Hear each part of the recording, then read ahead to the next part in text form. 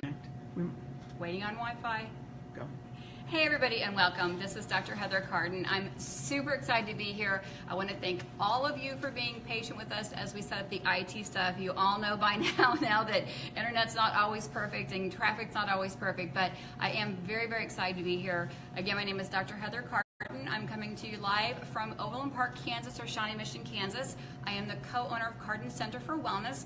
I am celebrating my 20th year of practicing. So you might be asking, why would a wellness practitioner be in a liquor store? I'm going to tell you, it's a normal part of life. I get hundreds, I would almost say thousands of questions about how to live a healthy lifestyle, optimize your health, and how do I include alcohol in it? So let's meet the owner of the place where we are. So Lisa? Hi, I'm Lisa Kazmarek. I'm the co-owner of Stanley Station Wine and Spirits in Shawnee. And we get asked as well all the time, what can I drink in your store and still stay on a healthy diet? So I'm going to take a little tiny jump back because I've known Lisa. Our boys have gone to school together. We've gone to church together. And we are going to talk a little bit about Lisa's health history because she actually started a ketogenic diet, which is the biggest buzzword of 2018.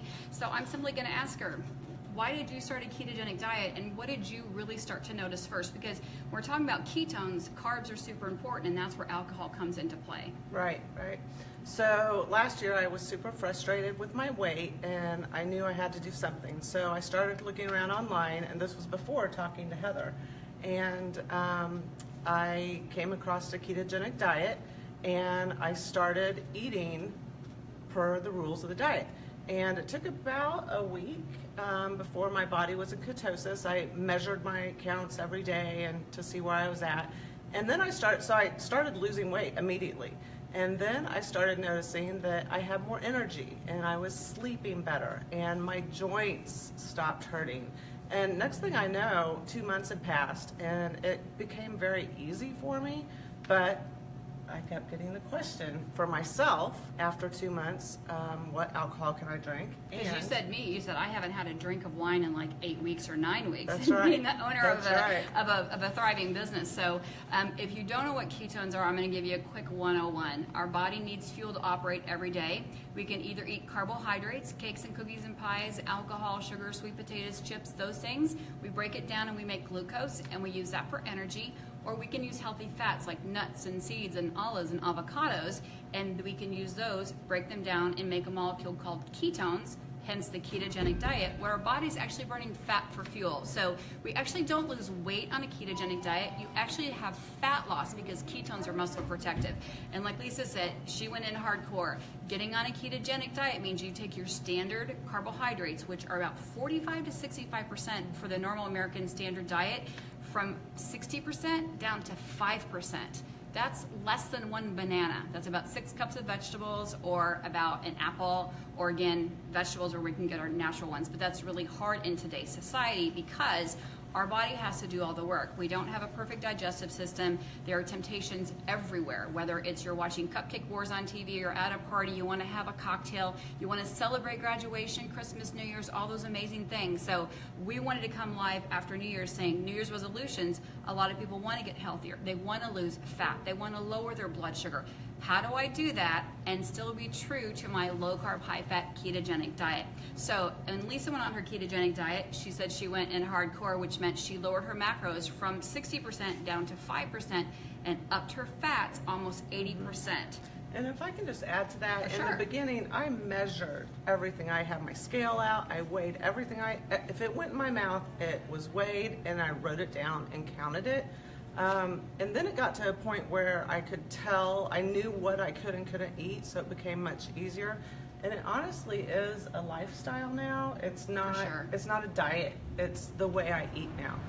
Again, and I like to have a glass of wine every now and then. So, but it became much easier. Right, so we're going to talk about how you kind of do that, because oftentimes carbohydrates are the disaster that takes you out of ketosis. Even an extra bite of apple, or even extra 2 or 3 ounces of steak, or extra handful of even almonds could throw you out of ketosis. Stress, not sleeping, not having a perfect holiday meal, your basement flooding on Christmas morning, any of those stressors will take you out of ketosis. So we talk about ketones and alcohol. Yes, you can have alcohol on a ketogenic diet. It needs to be included with your macronutrients. And at the very end Lisa's going to take us through a quick tour based on dietdoctor.com. We're going to give them all the credit for the macronutrients they supplied for us today.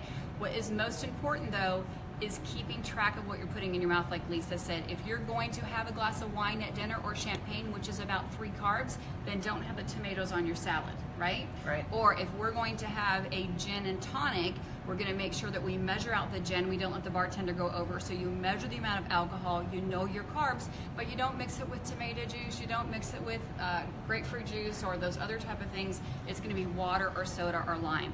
But what I do want you to know is that beer is probably the biggest disaster on a ketogenic diet because beer is just liquid bread. So we will go through the lower carb beers, but I would honestly say you want to stick to things like champagne, dry wine. And the other thing I think is important is that word skinny, because people drink like a skinny margarita, a skinny pina colada. Those artificial sweeteners can actually throw you out of ketosis. In ketosis, our liver's burning and making the ketones. When we're drinking alcohol, our liver's processing that. So you can still be in ketosis, stay in ketosis, have alcohol. However, you might find those benefits slowing down a little bit. Your energy might be a little bit less. The fat loss could be a little bit less. You may even go out of ketosis for a day or two, even though your macros are perfect, because the liver's busy making ketones. It's also got to help metabolize alcohol. So watch those words, skinnies with the artificial sweeteners. Make sure you measure, and then you practice those safe drinking rules. I know I'm doing a lot of talking, but we know that there's a couple of things we want to talk about sugar. Sugar's super addictive, and that's what's important. We talk about a ketogenic diet or alcohol, whether it is liquid bread, which is beer, or if it is cakes and cookies and pies. 1 leads to 2, leads to 3, because sugar kicks on our happy hormone called dopamine, and we want one more and one more. We know that alcohol also disrupts our sleep pattern, so even if your macros are perfect, it could disrupt your sleep, which could disrupt you being out of ketosis. So that's really kind of just the basic 101 I want to say is, yes, you can have it. You have to be mindful. You have to measure and know there's a chance that it could take you out of ketosis if you're trying to stay there, but you just do it in exchange. Well, in exchange, and the other thing that I found very helpful is planning. So like, especially over the holidays when you know that you're going to be having champagne toast or wine at dinner, I know ahead of time, I'm going to want more than 1 glass of wine. I might want 2. I might want 2 glasses of champagne. So I know ahead of time what those are going to cost me in carbs. And so I kind of watch it during the day leading up to that event that night so that I don't throw myself out of ketosis by having too many that night. Yeah, and I think the biggest thing is if you're really counting your macros and staying ketosis, you simply want to drink and then check your champagne. Could actually throw Lisa out of ketosis, could keep me in ketosis based on carbs, because it could be maybe a hidden allergy. Maybe I have a gluten allergy and a hidden whiskey or bourbon or something could throw me out. So simply check your blood work and see where it is. That will tell you how much your body can tolerate, because some people can tolerate no alcohol because what it does biochemistry in our liver and our brain. Some people can tolerate a bit more, because we know that alcohol really is just broken down fruit juice, right? Yep. Because we know that fruit sugar is fructose, is alcohol, which is just straight gets stored as fat and glucose. So what I want to have Lisa do is I want to have her take us through a little bit of a shopping and kind of tell us what we can have based on alcohol and carbohydrates on a low-carb, ketogenic, paleo type of diet. And again, be mindful, watch for that word skinny, watch for artificial sweeteners, and the mixers and measuring, I think, are the bigger tricks. So Lisa, thank you for taking us through a little bit of tour here and telling us what's safe. And I'd honestly like to see what an ounce of alcohol actually looks like. Do we have a measuring? Can you go grab a jigger, please? Okay, so I'll let Lisa talk. Yeah. So again, as Heather mentioned, these charts, they may be a little difficult to see, but they're from dietdoctor.com, so please feel free to go in and check them out and get a closer look at them. But if you start with the spirits here, spirits being typical liquor, that's where you're going to have 0 carbs. And to Heather's point, it's what you mix it with that is really going to get you. But so we have here and I do want to point out the brand is insignificant. In these particular spirits, the spirit is what you're looking for. Now, once you get into some spirits that have sugar added or flavor added, like a pecan or a root beer, then you're looking at a completely different story. But for your standard base spirits, you have a vodka, you have a tequila, rum, gin, and bourbon. That's about all you need to make a nice, a lot of good drinks, right? And each and every one of these is 0. That's all right. So each and every one of these is 0 carbs, as you'll see right here. And then as you move this way on the chart and you add your different mixers to it, that's really when the carbs jump up. As we move over here to wines, you'll see here there's a Pinot Noir, a Merlot, Cabernet, Syrah, Zinfandel. They all have carbs, but they all have different amounts of carbs. There are some different, so the dry farm wines, that's a great option as far as carbs go. The other thing is there's vineyards out there that are actually making wines that are designed to be low carb. For example, a Fit Vine. There's others, but this is one, and we have several varietals of it, but something to look for. So if you ask in the store, what can I do? What kind of wines are going to fall into this category? You have some great selections here.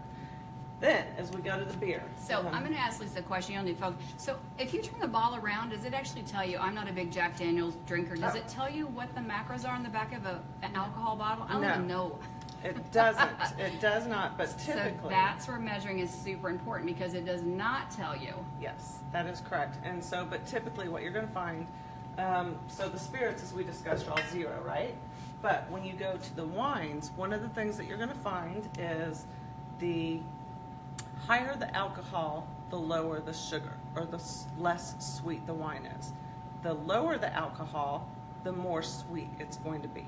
And that's where it kind of helps you gauge, wow, this is a very sweet varietal, like a Moscato or a Riesling. Some of those white wines are going to have a lot of sugar added to them, where if you go with a red wine that has a higher alcohol content, maybe 12.5 to 14% on some ends, it's going to have a lower carb sugar content. So to answer your question, no, it doesn't have I wish it was that easy like a package of food, but it does have the alcohol content in there for you. Any other questions on the wine? No, and if Pam has questions come up, or Mike has questions come up, so. Low carb beers, I think you mentioned earlier, Heather, that beer's like bread. It's a killer, but I know that there's people that just like beer. So we put these in order from lowest carb content to the highest. And again, this is on dietdoctor.com, so you can find that chart there for you. And really, you have a natural light all the way down to a Guinness down here. And that's your beer choices. Now, there's a whole big craft movement in beer going today. The craft beers are going to be loaded with sugar and carbs. That's just the fact of the matter. So if you have to really decide, do I want to have the carbs in a beer, or do I want to stay fit and healthy and feel good? So, don't point on me yet. So, pointless. Any questions there? Let's see. Okay, so Dr. Nally was pointing out that it's not the carbs in the alcohol, but it's the alcohol itself that's processed identically to fructose, spiking the insulin 3 to 5 hours later, raising the triglycerides, and lowering the nitric oxide. Right. So thank you, Dr. Nally. Dr. Nally's DocMuscles.com, all over social media. He is a ketone expert. He is the owner of Bacon Boy. Ethanol is an alcohol. Mm-hmm. We know that fructose is our sugar alcohol. So ethanol and fructose, just like Dr. Nally said, break down into that sugar component. Really the tried and true way to know is, like Dr. Nally said, check your ketones and see if it's going to keep you out. Everybody's body is going to process things differently. We know our body's full of toxins, from the environment to pesticides to artificial flavoring, colorings. Alcohol has to go through our liver. Ketones have to be broken down through our liver. We have a syndrome called non-alcoholic fatty liver syndrome because people are eating too many carbs and too many breads. So that's right. In order to see if it's right for you, you're going to have to check those ketones and if it's worth it to you, right? Mm-hmm. So if your child's getting married, you want to have a glass of champagne, you want to plan that day. Maybe some intermittent fasting that day, some extra cardio. Make sure you have no glycogen or glucose storage in there could help. Definitely making sure you're drinking water in between, because alcohol cuts off your anti-diuretic hormone. So making sure it's washing through your body. But intermittent fasting, Dr. Jason Fung's got a great excerpt about that and alcohol that you can check out in his book. Sarah Hallberg as well has got some great information. I'll put those doctors' names down below when we're done today. But just know, alcohol, no matter what diet you're on, will slow down fat loss. No matter what diet you're on, alcohol will increase inflammation. No matter what diet you're on, whether you're a vegetarian diet, ketogenic diet, it will disrupt your sleep pattern. It will dehydrate you at the level. However, we want to have indulgence. So definitely we see in the biblical times we talk about wines, and it's just a form of celebration, is a part of life. So just do it mindfully is what I want to say.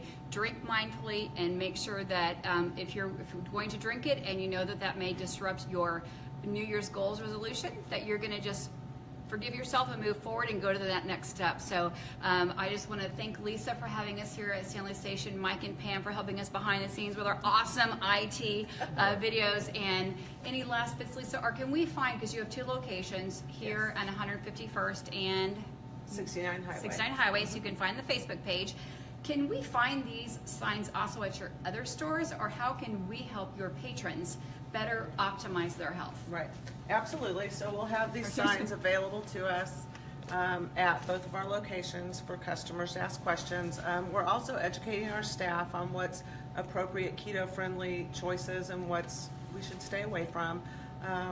But yes, absolutely. And one of the projects that we're working on is a labeling system that says this is keto friendly and this is not. That's so awesome. It's coming. I'm so it's not there excited. yet. That's all right. We're I'm so working on excited. it. But so that way, without assistance of our staff, a customer can walk in and say, "Oh, perfect. This is what I was looking for." So we're 100% on board at Stanley Station. Awesome. And as we try to optimize, again, being the co-chair of Low Carb Kansas City, we want to optimize everyone's health in Kansas City. So this month we selected Stanley Liquor because I've had hundreds and hundreds of questions about alcohol and ketones. We're actually going to be visiting Closed Mentor very soon. We've also have done an Aldi's Run for Food. So we're trying to put all those pieces of the puzzle together that fit your lifestyle and those questions that you need. So please feel free to ask questions here at AskDrHeather.net or post them here on Facebook. And thank you for joining us today, and hopefully we brought you some value and help optimize your life. Thank you.